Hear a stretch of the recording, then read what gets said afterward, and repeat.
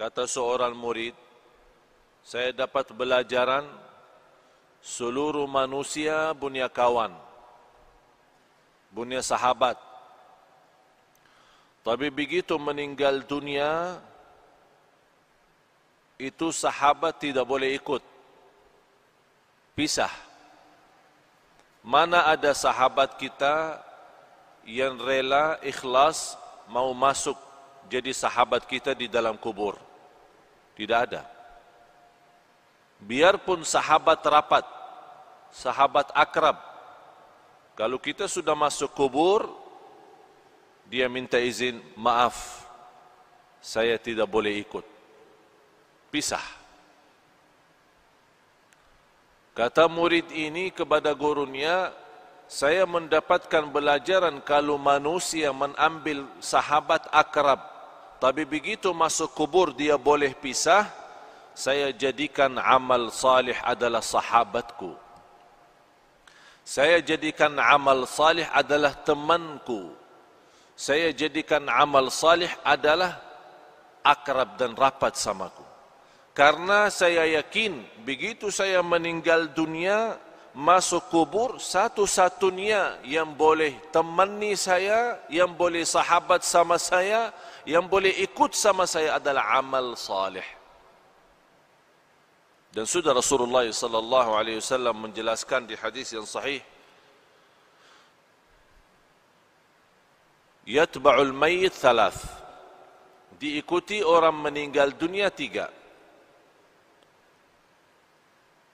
Ahluhu wa maluhu wa amaluh, keluarganya, yang kedua harta, yang ketiga amal.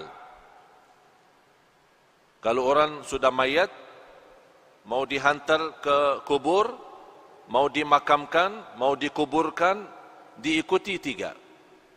Temanin, ikut 3. Keluarga, harta, dan amal salih. Begitu mereka sudah dikuburkan, sudah ditanamkan, kata Rasulullah, pulang 2. Diam 1. Pulang balik, keluarga sama harta. Tapi yang diam di situ dan ikut masuk adalah amal. Amal salih maupun amal tidak salih. Faman ya'mal mithqala dzarratin khairan yarah, wa man ya'mal mithqala dzarratin syarran yarah. Oleh karena itu seorang mukmin yang mencintai Allah dan Rasulnya, dia boleh tahu amal salih sangat diperlukan nanti. Oleh karena itu, yang semestinya perhatian kita sepenuhnya bukan kepada keluarga, bukan kepada harta dunia kita, tapi perhatian kita kepada amal kita. Karena ini yang menjaga kita nanti. Boleh dengan amal salih itu, kita sudah di dunia kubur, boleh jadi sinar. Allah bagi cahaya. Cahaya dari mana? Salat, wudu, sedekah, puasa, silaturrahim, akhlak mulia, amanat, jujur, lemah lembut, kasih sayang, cinta. Semua kebaikan dia usahakan dan dia amalkan. Di situ Allah terangkan kubur yang namanya kubur sempit, gelap, dan kita sudah nampak macam mana kubur, dan tidak ada di dunia orang masuk kubur sudah dibagi lampu di dalam. Tidak ada. Apakah anda sudah nampak? Masuk dalam satu kubur, buka, ada semua. Ada tempat tidur, ada lemari es, ya, untuk minum-minum nanti. Ada enggak? Tidak ada kan? Tidak ada sama sekali. Selimut, bantal, boleh masuk sana? Tidak ada. Semuanya tidak ada. Biarpun raja, biarpun sultan, biarpun menteri, biarpun orang kaya, biarpun apapun jabatan, biar miskin, boleh di dunia beda rumah. Orang kaya punya istana, punya rumah bagus. orang miskin punya rumah sederhana. Tapi kalau dalam kubur sama, tidak beza. Tapi yang boleh jadi beza kalau di kubur, bukan soal kaya miskin, bukan soal orang mulia, soal orang biasa. Tapi yang menjadi beza dalam kubur adalah amal salih. Disitulah dalam amal salih Allah terangkan kubur yang sempit, yang gelap, tidak ada udara, tidak ada angin, tidak ada oksigen, tapi boleh orang yang masuk di sana karena dia banyak istighfar, banyak jaga salat, banyak salat malam. Allah luaskan dia punya kubur. Sebagaimana kata Rasulullah, Allah jadikan kubur itu raudhah min riyadil jannah, taman dari taman surga. Dan boleh juga kubur itu menjadi lubang dari lubang neraka. Apakah kita sudah bersedia masuk rumah baru itu sesuatu yang mesti? Tidak boleh seorang tidak masuk sana. Semua mesti masuk. Semua mesti masuk. Apa itu orangnya, dari mana orangnya, muslim, non-muslim, apapun agamanya, apapun budayanya, Arab, non-Arab, semua masuk kubur itu. Semua masuk. Nampaknya kubur itu sama, tapi sungguh di dalamnya sangat beza.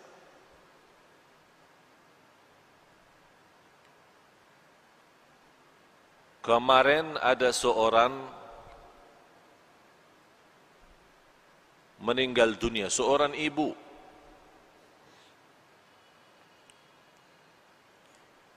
Keluarga menceritakan sekian tahun sudah meninggal dunia. Ada satu projek dari pemerintah mau buat jalan di situ. Jadi semua makam-makam kuburan yang ada di situ mesti dipindah. Pas mereka dikubur seorang ibu yang sudah meninggal dunia sekian tahun, dibongkar kubur, dibuka, dicium harumnya macam harum misk. Semua orang yang datang bekerja merasa harumnya luar biasa. Harumnya membuat hati tenang. Harumnya yang tidak pernah kita dapat di dunia. Itu keluar dari dia punya kubur. Akhirnya ditanya dia punya keluarga, apa amalan seorang ibu ini sambil boleh dapat kubur macam itu harumnya?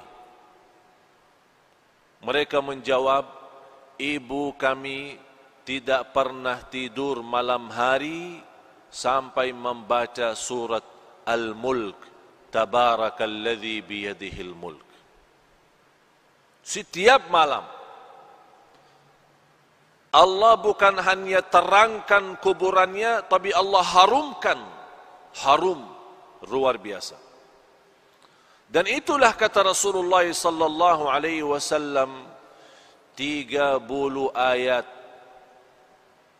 30 ayatan syafa'at li sahibiha, 30 ayat yang membantu, yang menolong seorang masuk kubur, diselamatkan oleh Allah dari siksa kubur. Apa itu 30 ayat? Tabarakalladzi biyadihil mulk. Dan ini juga menjadi sunnah Nabi kita, Nabi Muhammad sallallahu alaihi wasallam. Sekarang tuan-tuan, jamaah sekalian, cuba bertanya diri, berapa kali kita baca surat Al-Mulk? Ini bahan suratul Mulk 30 ayat, kalau kita duduk tidak lebih dari 15 minit, 20 menit. Tapi 15 minit mahal.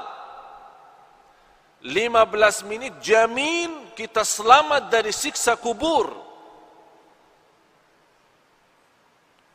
Tapi banyak manusia yang lalai. 15 minit, boleh kita selamat di alam kubur, tapi kita lalai, sepertinya kita sudah siap disiksa di kubur, bukan diselamatkan. Na'udzubillah. Oleh karena itu, tuan-tuan jamaah sekalian yang dimuliakan Allah Subhanahu wa taala, dirahmati Allah sekalian, baca surat Al-Mulk. Niat kita diselamatkan oleh Allah dari siksa kubur. Diselamatkan oleh Allah dari kubur, lubang dari lubang neraka. Menetapkan hati kita saat ditanya oleh mungkar nakir, kita boleh pandai jawab. Ini semua barakah surat Tabarak. Tabarakalladzi biyadihi al-mulk wa huwa ala kulli syai'in qadir, alladzi khalaqal mauta wal hayata. Allah menciptakan mati dan hidup, liyabluwakum ayyukum ahsanu amala. Diuji kalian siapa di antara kamu yang sebaik-baik amalan. Yang saya herankan, umat Islam yang segitu indahnya Islam, segitu mudah amal salih, tapi banyak yang malas.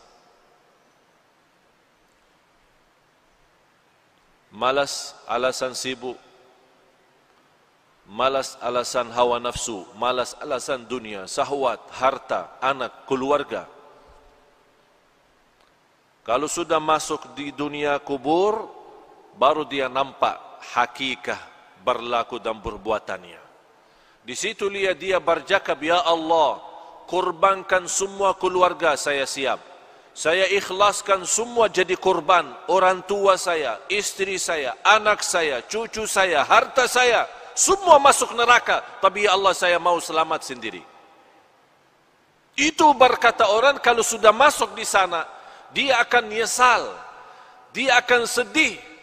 Tapi tidak ada guna kalau sudah nyesal di dalam sana. Tidak ada guna. Sekarang nyesal ada guna. Kalau nyesal merubah kehidupan kita menjadi lebih baik. Kalau kita sedih menjadi orang segera taubatan nasuha, mengisi amal salih, mengisi taqwa dan mengisi apa yang diridai Allah Subhanahu wa taala. Baru akan terwujud saat kita menghadapi kematian. Ya ayyatuhan nafsul mutmainnah, irji'i ila rabbiki radiyatan mardiyah. Ini sebuah penghargaan yang luar biasa istimewa dari Allah. Ini Allah panggil, hei jiwa yang tenang, sini, jangan takut, jangan khawatir. Allah sambut, Allah jemput, Allah muliakan orang-orang yang berjuang dalam kehidupannya karena Allah, dan dia wujudkan, qul inna salati wa nusuki wa mahyaya wa mamati lillahi rabbil alamin. Dia wujud hidupku, matiku karena Allah. Di situ nanti di akhir hayat Allah jaminkan husnul khatimah. Tuan-tuan jemaah sekalian, sisa umur kita tidak ada yang boleh tahu. Sudah saya silaturrahim kali ini yang ke-7. 7 atau yang ke-8? Kurang, yang ke-7. Saya sudah 7 kali ke Malaysia. Allah izinkan bersilaturrahim. Semalam alhamdulillah dengan izin Allah kita kasih di salah masjid di Putrajaya. Alhamdulillah dalam kesempatan ini kita boleh isi di sini. Dan di tempat ini sudah 3 kali ya. 3 kali atau 4 kali. Tujuan kami yang saya sudah 7 kali tidak pernah terbayang boleh 7 kali ke Malaysia. Karena setiap malam mesti saya siap mati. Dan saya nawaitu kalau Allah masih izinkan punya umur lagi, insya-Allah akan berjuang hidupku matiku lillah. Saya punya istri, punya anak, boleh jumpa setiap 4 bulan 1 kali. 4 bulan baru boleh jumpa istri. Karena kenapa? Habis banyak waktu untuk umat, untuk dakwah. Bagaimana tuan-tuan diselamatkan oleh Allah dunia dan akhirat. Bukan hanya dunia. Ini dunia kecil.